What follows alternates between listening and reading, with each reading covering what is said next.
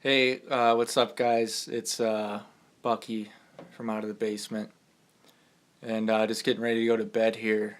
And it's been about two or so days since we watched The Demon House and did the review, and there's just been just some really weird things happening, and I just been having these really weird dreams and this isn't Out of the Basement's first run-in with paranormal activity or demons. Our brother Jrick actually was affected pretty severely by some demons. So I'm gonna try and see what's going on with me and try to film myself sleeping and see what's going on. So I guess we'll see you in the AM.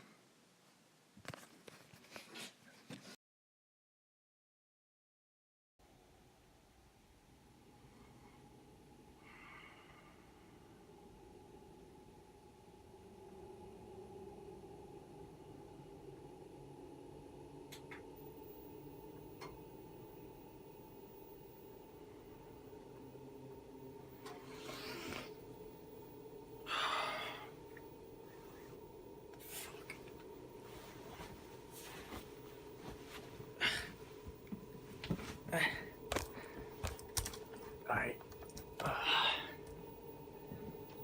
The TV turned on by itself over here, I guess. It's never done that before. Where's the button?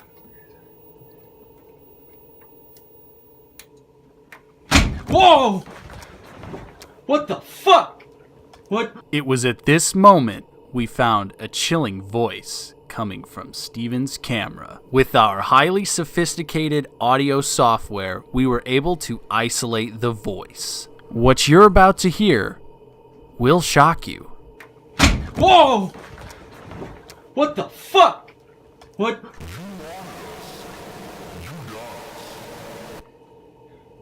Yo, back the fuck up! Who? Somebody just slammed the door. Unbelievable. Let's get back to the footage.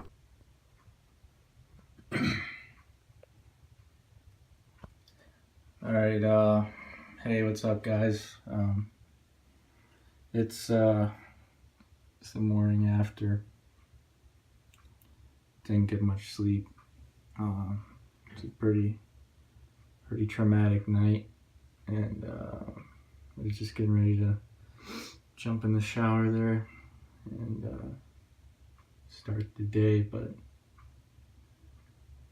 woke up and I found this, and you guys aren't gonna believe it. Yeah, so check this out, guys.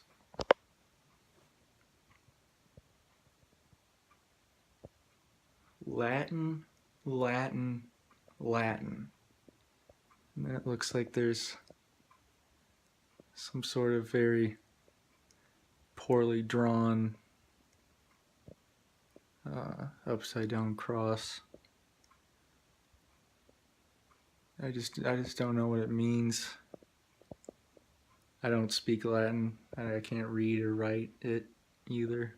So if there's anybody out there that knows how to translate Latin from Latin to English, comment down below of what you think it means.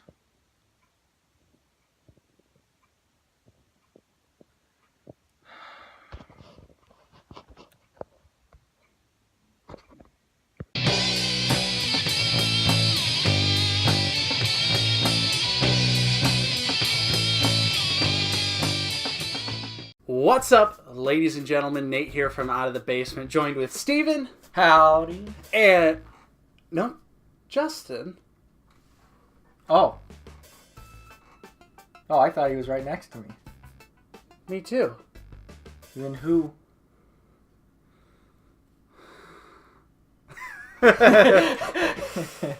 Today on the show, we are reviewing the brand new documentary Demon House. That we've been waiting for. Waiting for years. A little inside baseball for you. We live dangerously close to the demon house. So when all of that was going down all those years ago, that was the talk of the town. Yeah, everyone was like, oh my God, did you see this and that and that? And then the picture, and then all the people at the hospital, which is all covered in this documentary.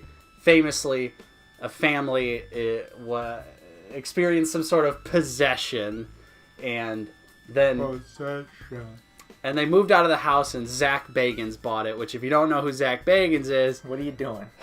Famed meme master. You're missing out on some quality memes. Single-handedly keeps Supra in business with those sweet high tops. He's just cash. I might as well just write a check straight to Chad Muska. Yeah, honestly. Of course, Ghost Adventures, the super popular television series on the Travel Channel. We're big fans. Yeah, really big fans. But before we start the review, I think we should definitely sort of give our how we feel about ghosts and the paranormal and all of that. So, Steve, why don't you just go ahead and lay it on me? I am a skeptic to my core. I'm not a religious person. I don't necessarily believe in an afterlife, but I'm open-minded.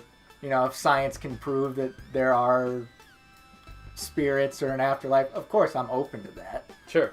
But, you know, when it comes to demons from hell, cybernetic demons, I'm not into that, but I am super entertained by it. Yes, and I completely echo what Steve just said. Same exact deal. I find ghost shows and the aspect of that extremely entertaining. And even like UFOs. Yeah. And just like, you know, crazy paranormal shit like that. Like, I would love to go with you and Justin and lock ourselves in a spooky house overnight and just run around. That'd be amazing. Because I think it would just be a lot of fun. Yeah. But it's safe to say we don't believe in ghosts. Like, I mean, if they were real, that'd be pretty cool, but...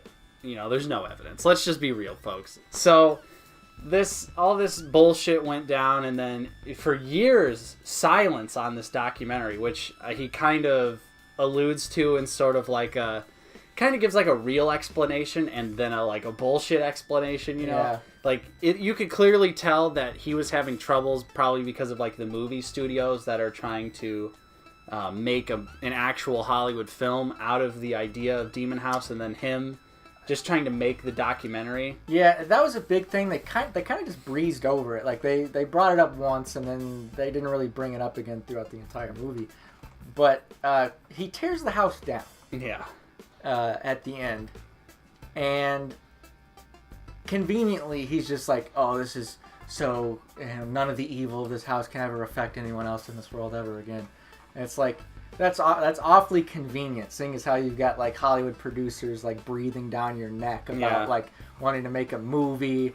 You know, the studios are paying off the former tenants. The initial family that all of this happened to would not talk to Zach because they had a movie deal. So like instant red flags right off the bat. Even if you do believe in ghosts, like the fact that there's so much money involved in all of this, it just feels real like.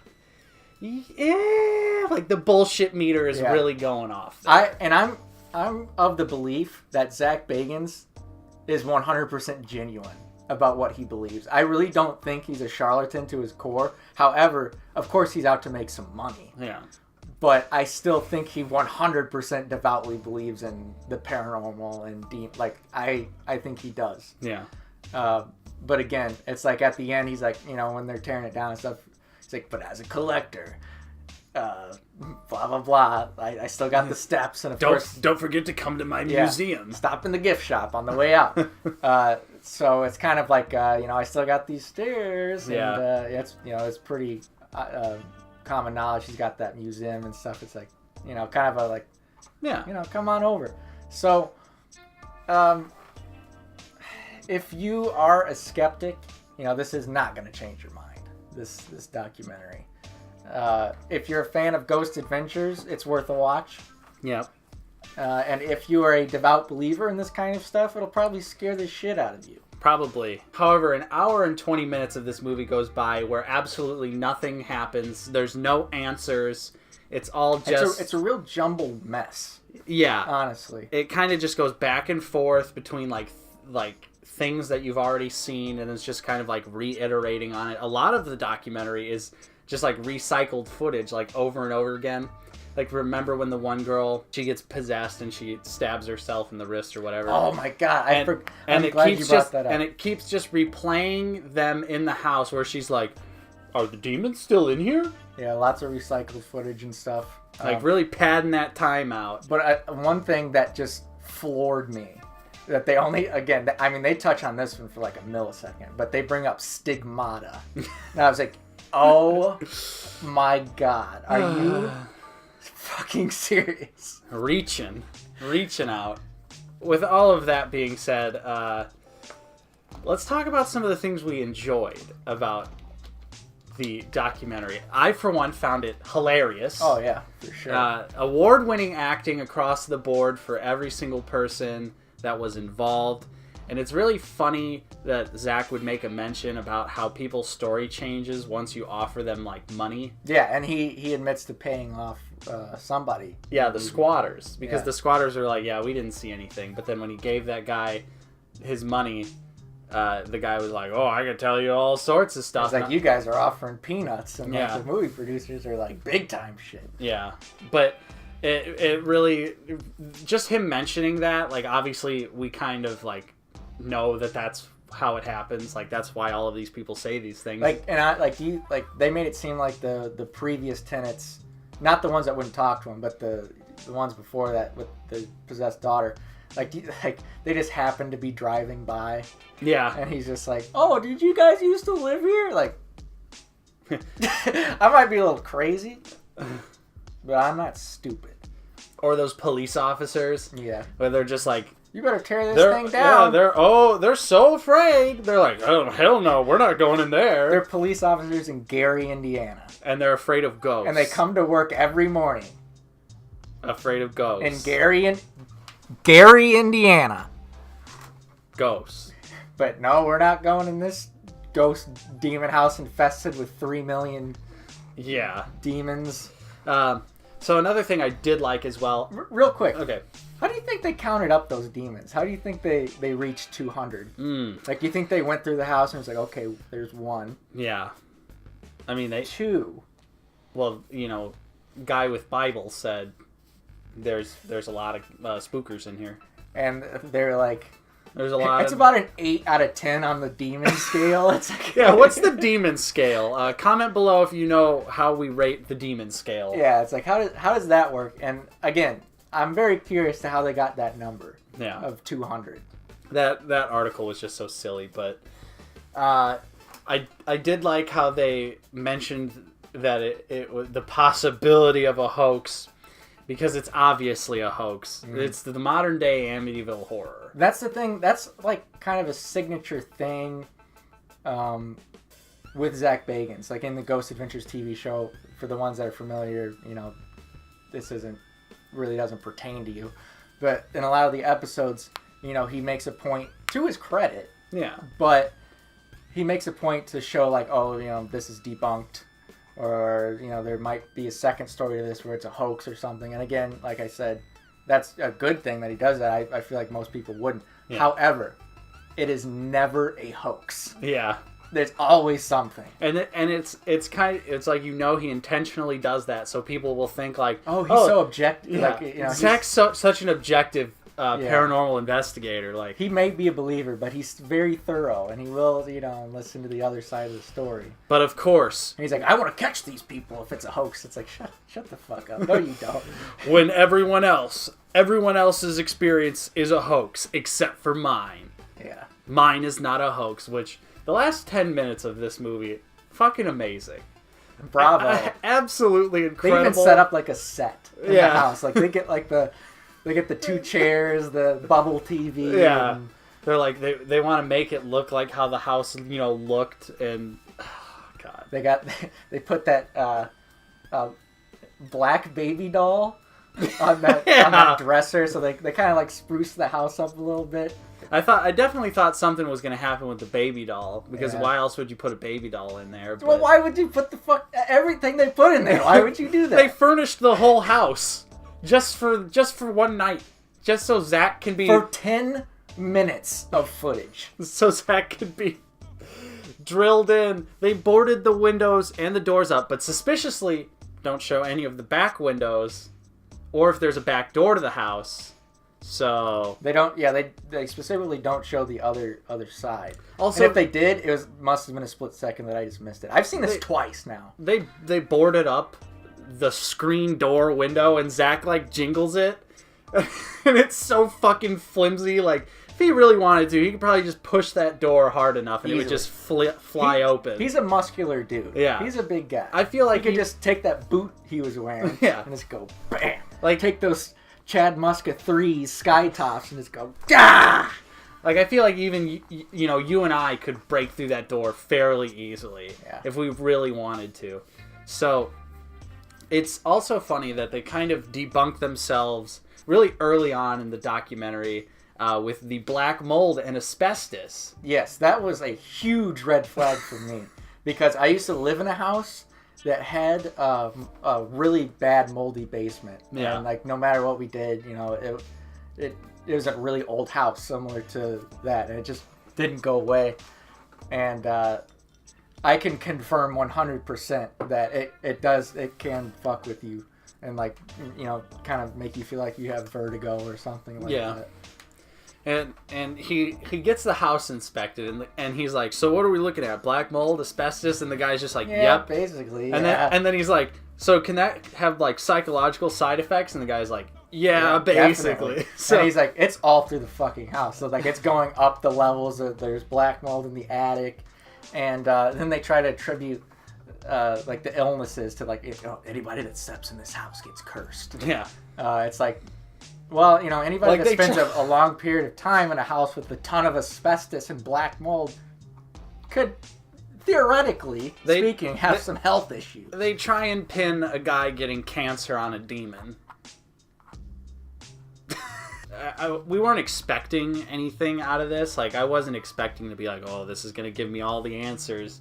I got what I wanted out of it. Yeah, I was entertained, except for it should be mentioned that a lot of the pace, like the movie's pacing in general, is just pretty fucking bad. Yeah. Moves at a turtle pace. It does like a lot of speeding up, slow down throughout the entire documentary, and then at the end with the lockdown, then it just like zooms by real quick. Yeah, it's like, if you're trying to prove a point, and he had this house in his possession for a few years, and you get 10 minutes of investigation footage. Yeah. It's like, why wouldn't you thoroughly investigate that, like, multiple times? Yeah. Or maybe they did, and nothing happened, and it's like, shit. It's just a lot of recycled information, Yeah. A lot of repeating of, like, the people's accounts that you've already seen in, like, the news and the media and all that, especially around here. There's definitely even, like, screenshots of, like, local newspapers and stuff in it, so, it's like we already knew all of this stuff, and most people probably that were interested in the story also knew all about this stuff. So there's no new information really at all in the documentary. Yeah, nothing's solved. Nothing's Yeah. no real conclusion. So there's this warning at the beginning of the movie That you just know you're in for a hell of a ride. and it's like, don't watch this because demons will come for you if you watch the documentary. Even watching it, the demons will find you. It will transmit to you via electronic devices. Cybernetic demons from hell. And of course, Zach is as dramatic as he's ever been. Yes. He's become increasingly dramatic over the years. Angry Zach. Because I think they obviously know what pulls in the viewers. They know what the viewers want. Me? Yeah, said you! Whoa. Stop, dude. Get out of here! And I'm sure they're well aware they have a ton of viewers like us, just like me and you, that like it because a lot of it's funny. And a lot of it's intentionally funny, too. They crack a lot of jokes on the show. However, he's in rare form. Oh, yes. In this documentary. So if you're like us, you need to watch it for the. It's especially the end where he locks himself down alone. It's a real treat. Yeah. So the only thing that's like really like a real spoiler. So if you don't want to hear about like the actual end of the movie, go ahead and just skip ahead a few minutes to the end. But like the only real thing that happens is, of course, there's this really fake demon noise. Oh my! It's so bad. It's so bad. I feel like he just went on stockspookynoises.com and was just like, demon.wave. I'll just take this one. So you hear this real. Sounds like a dying dog. Yeah, you just hear this real corny voice. But wait, they heard dogs, and the previous tenants heard dogs. Not like there would be stray dogs outside or other people's houses where you can hear their dogs barking. We all know that dogs are banned in Gary, Indiana. They're illegal. There's no dogs. Yeah, it's like the whole dog thing. I was just like, seriously? Like, you can hear dogs barking outside of your house very easily if they're in someone else's yard. So it's not like that outside of the realm of possibility. Mm-hmm. So that was really dumb. But, of course, Zach gets really scared. And then the camera, of course, conveniently goes out of focus. And then you see the... Like, there's a 110% chance that was Zach walking by. I feel like they really, like, shit the bed. Like, they do a good job on Ghost Adventures, the TV show. Yeah. But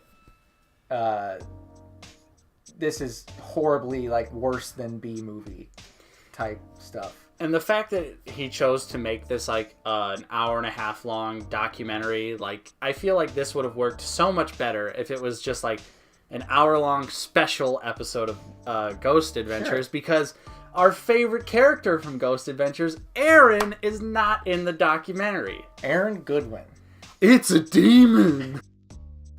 I missed him. I wanted some of his priceless reactions. Severe lack of Aaron. Yeah, that was really disappointing. Because, Zach's the one that he always gets affected by the spirit, and he's like... Yeah. And that guy in the deep red shirt at the hotel. Yeah. And he's like, it didn't want me. It wanted you. He's like, yo, fuck you, bitch, demon ass bitch. You's a bitch, motherfucker. It's so stupid. He ain't gonna fuck with me like that, bitch. And this guy is white as the driven snow. It's pretty safe to say that we weren't expecting anything from this documentary, and that's pretty much what we got.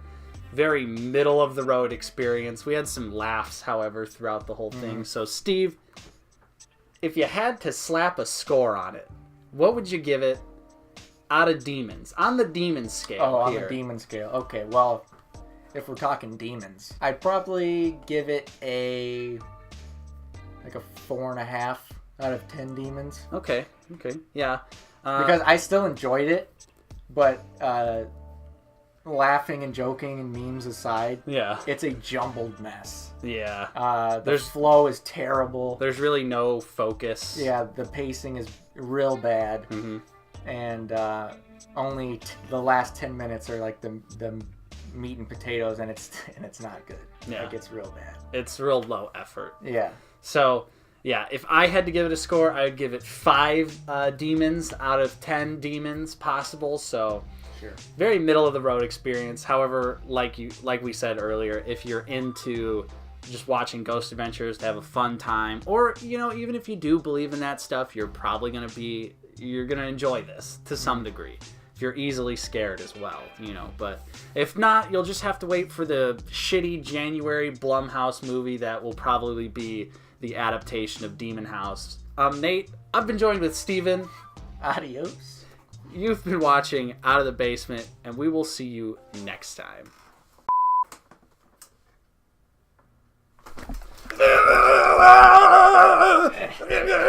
Steven, what are you doing? Give me the power, I beg of you.